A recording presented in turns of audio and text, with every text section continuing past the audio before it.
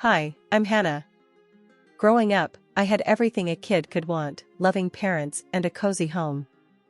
I was their only kid, and they spoiled me with love, not just stuff. They were big on education too, so after high school, I headed off to college and then landed a job as a travel agent. For over a decade, I hustled at a city travel agency, learning the ropes of the trade. After my folks passed, they left me a bit of money. Nothing crazy, but enough to make me think about starting my own thing. That's how I ended up opening my own travel agency. It was tough in the beginning, like, really tough. I had to scrape and claw for every client I got. But I made it work, and soon enough, the agency started doing alright, even thinking about expanding. I always believed in looking sharp, especially at work and public events. You never know who you're gonna meet, right? So, there I was, a regular at this little salon on the corner of my street, getting my hair done by Marie, a sweet woman in her 60s with hands of magic. We'd chat about everything: my business, her salon, the latest gossip. One day, Marie got all excited while she was washing my hair. "You know, Hannah, I've got a son, Mark. Such a handsome guy, and smart too. But still single. You should meet him." I was a bit taken aback, but went along with it. "Sure, why not? Could be fun." She beamed. "Great. I'll set something up." Fast forward, and I'm sitting across from Mark at a cozy little diner downtown. He was cute, alright, and had a way with numbers, working as a financial expert or something fancy like that. We hit it off, talking about everything from our favorite movies to our crazy work schedules. "You gotta have some crazy stories with a job like yours." "Yeah, there's never a dull moment, that's for sure."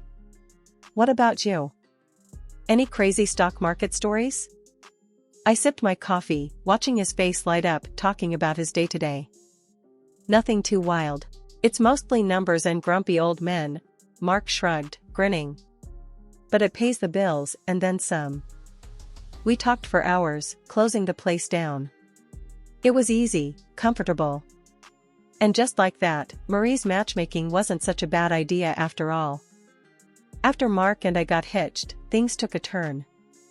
The wedding was a blast, full of laughter and dancing, but the next day it was like I woke up next to a different person.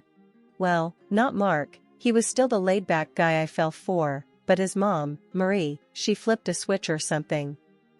We were having breakfast, just a couple of days after the ceremony, when Marie dropped the bomb. "Hannah, darling, you and Mark should really think about getting a bigger place, you know? Something fitting for a growing family," she said, stirring her tea a bit too vigorously. I choked on my coffee a bit. A bigger place? We just got settled here." Mark chimed in, with that "let's not start a fight" look. "Mom's got a point, Hannah. We could use the extra space. Maybe something with a yard?" I gave him a look. "Sure, I guess. We can start looking." But Marie wasn't just talking about any house. No, she wanted us to buy a huge place, like the kind you see in magazines. And the kicker? She wanted in. Not just as a visitor, but living with us. "Hannah, think about it. If I moved in, I could help out around the house. I'm planning to leave the salon, start something fresh. I've been looking into blogging, maybe a lifestyle thing, you know?" She was all excited, eyes shining. I tried to keep it cool, but inside, I was freaking out. "Blogging, huh? That's interesting. But living together? That's a big step." Marie nodded eagerly. "Exactly. And with my blog, once it takes off, I'll be more than able to contribute." The next thing I knew, I was nodding along, agreeing to house hunt. We ended up with a gorgeous place, way beyond what I thought we needed, but it had that charm, you know? When I saw Marie's eyes light up, I thought, maybe this isn't so bad. Then came moving day. Marie had boxes and boxes of stuff, way more than Mark and I combined. As we unpacked, she directed traffic like a general. No, that box goes in the upstairs hall.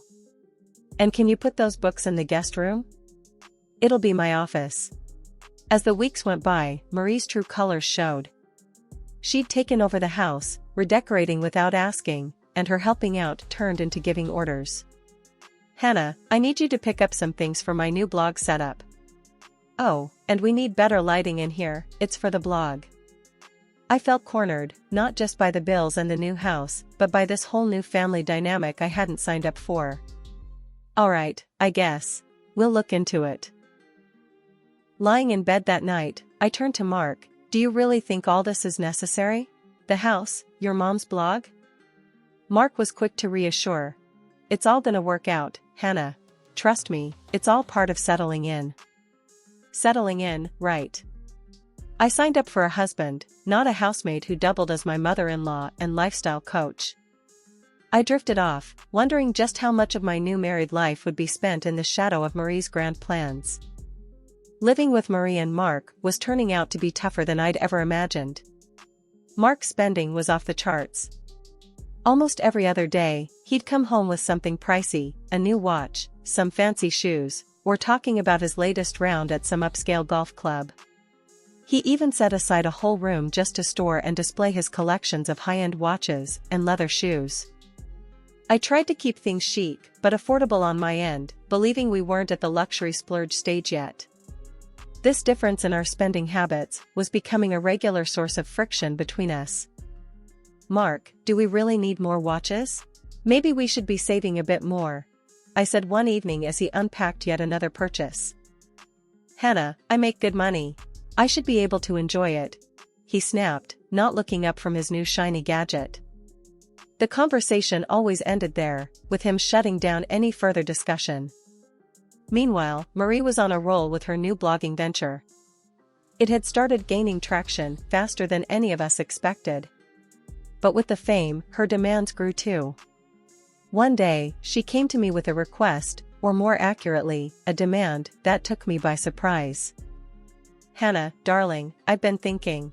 To keep up with my blog's image, I need to get some work done. A facelift, maybe tweak my nose a bit. You know, freshen up," Marie announced as if discussing the weather. I was flabbergasted. "Marie, that sounds expensive. And cosmetic surgery? Are you sure?" She was all smiles. "Oh, absolutely. It's an investment in my career. And you know, being in the public eye now requires looking my best." I frowned. "But that's a lot of money, Marie. Money that could go to our household needs." Marie's tone shifted, turning sharper. "Hannah, you know how much this blog means to me. It's finally something of my own. I thought you, of all people, would understand."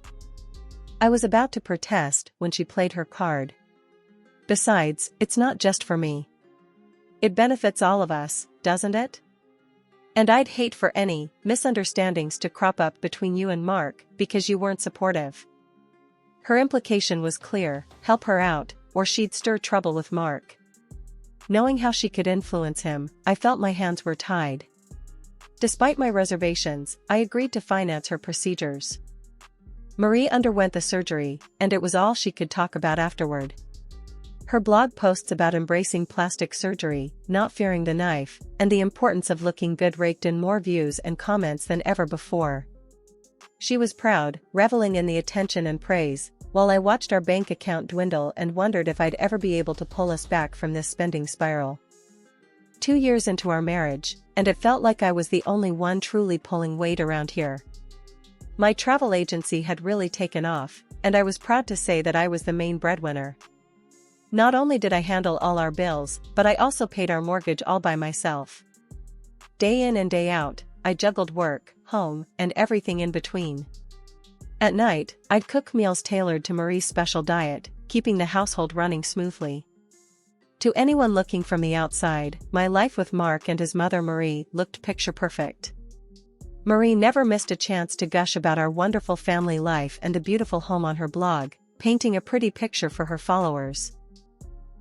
However, the reality inside our walls was a bit different, especially when it came to Marie's latest obsession, her live streaming. One Tuesday morning, this reality came crashing in during one of her broadcasts. I was in the middle of preparing a dietary breakfast for Marie when she decided it was the perfect time to put me on the spot. The kitchen was bustling, Marie with her phone out, capturing every mundane detail for her followers. "And here's the star of the house, my wonderful daughter-in-law, Hannah," Marie announced, thrusting her phone in my direction as I was halfway through flipping an omelette. "Morning, everyone," I said, managing a tight smile, not wanting to drop the omelette in front of the live audience. "Hannah here is the best when it comes to travel. Tell us, dear, what's the latest in the world of travel?" Marie chirped, the camera focusing on me. Clearing my throat, I set down the spatula. "Well, there are some exciting travel deals coming up, especially for those looking to escape the winter chill." Marie's eyes sparkled with an idea, and she leaned closer, her voice a pitch too cheerful. "Speaking of travel, Hannah, why don't you share with our lovely viewers your fabulous idea for our next family vacation?" "I believe South Africa was mentioned?" I was blindsided. "South Africa?" I echoed, my mind racing. This wasn't just an impromptu Q&A, this was Marie setting the stage for something much bigger. Yes, a luxury trip to South Africa. Safari tours, 5-star hotels, the works. Viewers, wouldn't you just love to see us on safari? I'm sure Hannah can arrange something spectacular. Her followers immediately chimed in with excitement, their comments flooding the live feed. Pressure mounted as I tried to keep my composure. "Well, it's definitely an option," I said, trying to stay non-committal. "But let's discuss it later, off camera." As soon as Marie ended the stream, I turned to her, frustration bubbling over. "Marie, we need to talk about this. You can't just plan things and announce them without discussing them with me first, especially not live." Marie was unflappable as ever, sipping her coffee. "Oh, lighten up, Hannah. It's good for the blog. And good for your business too, don't you think?" "It's not about the blog," I pushed back, feeling cornered. "It's about respecting each other's roles in this family. You can't use your followers to pressure me into decisions." I left the room, leaving Marie to make her far-reaching plans. That evening, things escalated when she complained to Mark. She spun the story, painting me as rude and dismissive of her ideas, claiming I was getting too big for my boots. Mark stormed into the kitchen where I was cleaning up. His face was thunderous. "Hannah, we need to talk. Now." He didn't wait for my response, just marched into the living room and I followed, my stomach in knots. He spun around, his words sharp as knives. "Mom tells me you're disrespecting her ideas, acting like you're the one who calls all the shots. That's not how we're supposed to work as a family."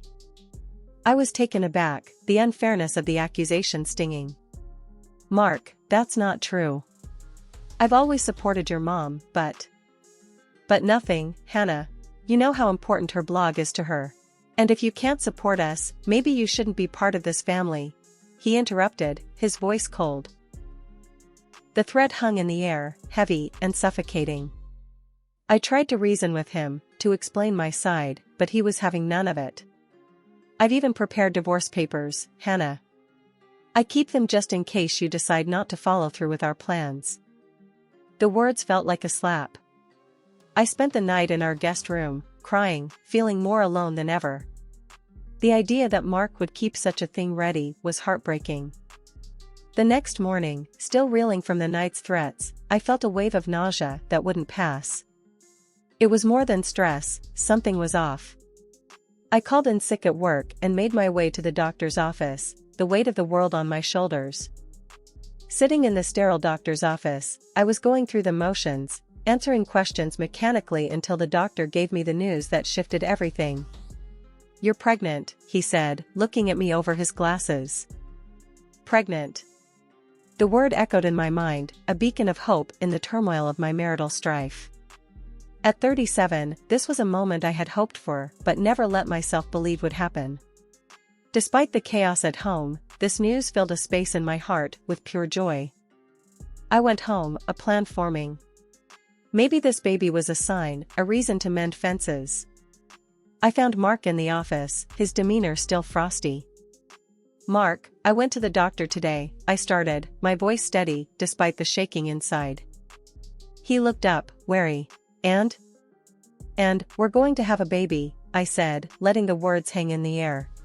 The change in Mark was instantaneous. His face softened, the edges of anger smoothing out. He stood up, coming over to wrap me in his arms. Really? That's great, Hannah. I'm sorry about last night. Things will be different now. Relief washed over me, mingled with caution. But there was work to be done if I was going to keep this family together. In a move to bridge the gap, I took the initiative to plan the trip to South Africa that Marie had so publicly put on the agenda. I threw myself into the arrangements, booking excursions to Cape Town and Johannesburg, a safari in a national reserve, and trips to both a desert and lush waterfalls. The trip to South Africa was supposed to be a fresh start, a way to mend the growing rifts at home. Instead, it spiraled into a disaster from the very start. As soon as we boarded the plane, Marie began complaining about everything, the length of the flight, the turbulence, and even the meals served on board. It's way too long.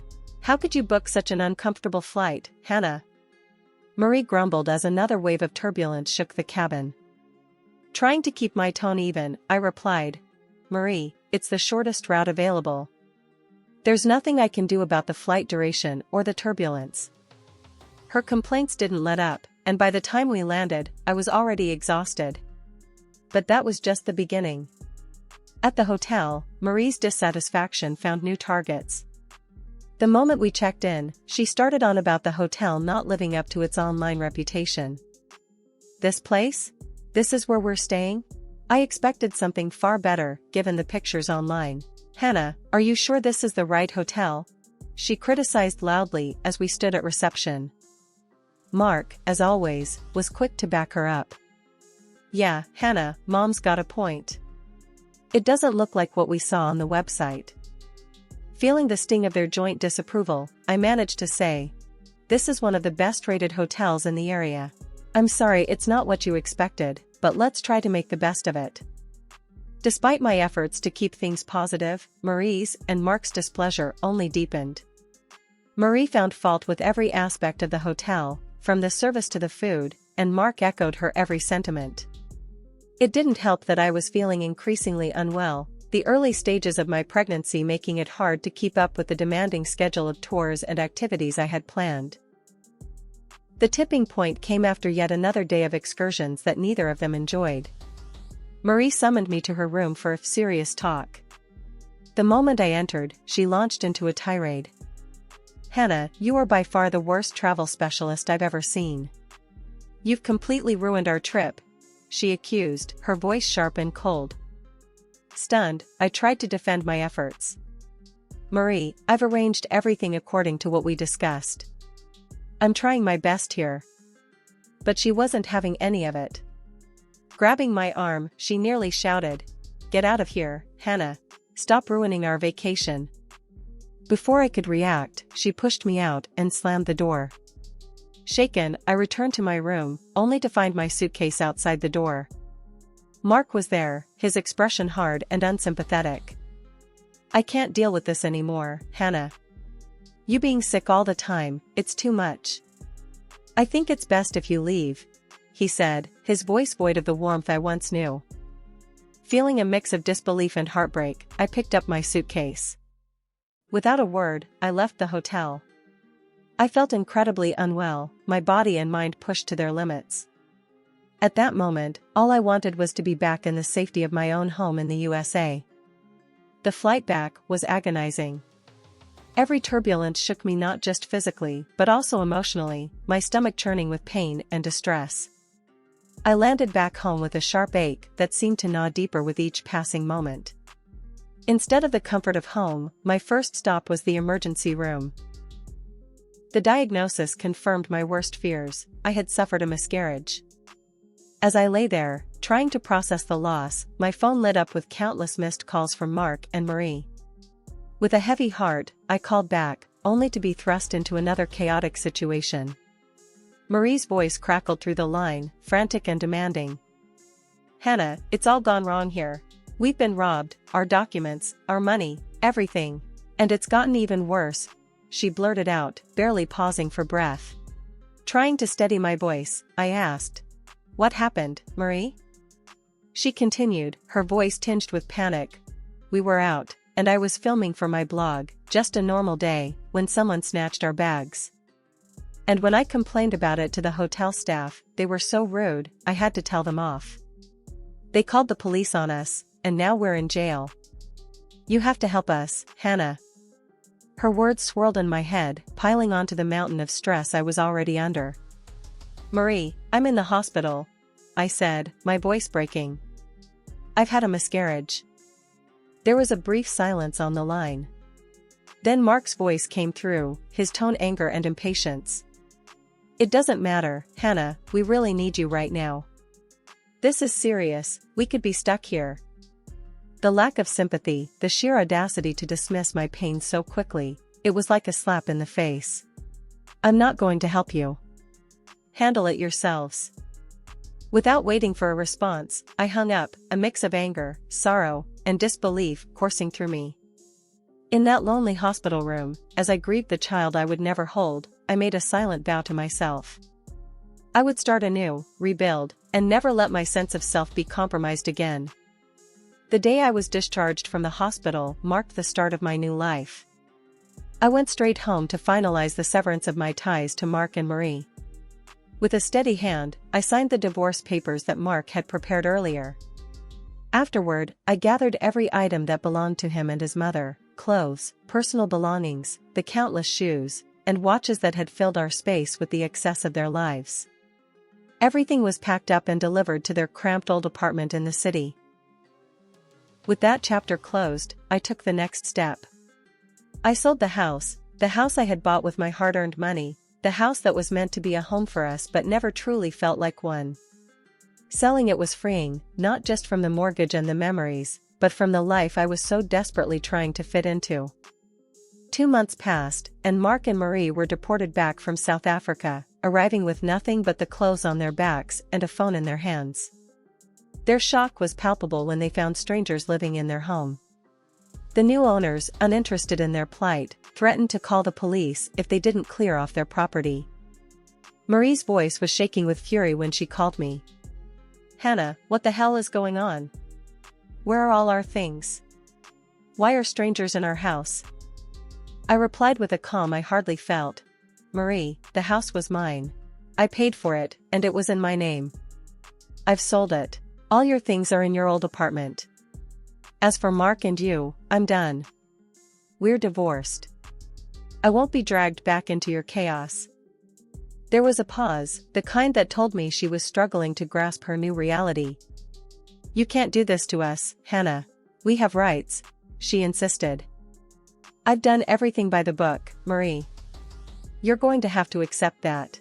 Goodbye. Hanging up the phone felt like shedding a heavy coat in the middle of summer, sudden and immensely relieving. The news eventually came to me through mutual acquaintances that Marie had returned to her job as a hairstylist. Her dreams of blog stardom abandoned alongside her expensive camera equipment. Mark, unable to resume his old job due to his long absence, resorted to driving a taxi. He sold his precious watch collection and wore plain, unbranded clothing. As for me, I moved into a small house on the outskirts of the city. Here, I began rebuilding not just my home but my travel agency as well. The expo was a turning point. People were genuinely interested, and their enthusiasm reignited my own. Your tours always have that personal touch. How do you do it? A curious visitor asked, her eyes scanning the brochures. It's all about understanding what the traveler wants. You listen, adapt, and sometimes, take a leap of faith, I explained, the conversation flowing easily. The expo was more than a success, and before long, I was planning expansions, considering even a potential branch in Europe. One evening, after a long day of meetings, I stopped by a small cafe, a little celebration of my progress. As I sipped my coffee, a young couple at the next table was poring over travel brochures, looking utterly confused. Excuse me, I couldn't help but overhear. Are you planning a trip?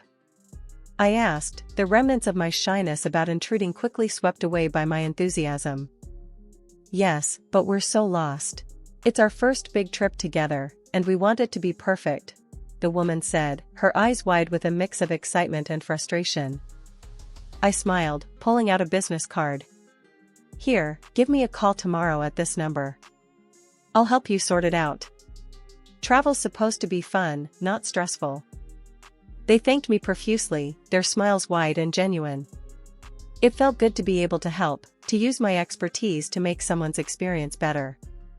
It reminded me why I loved this job in the first place.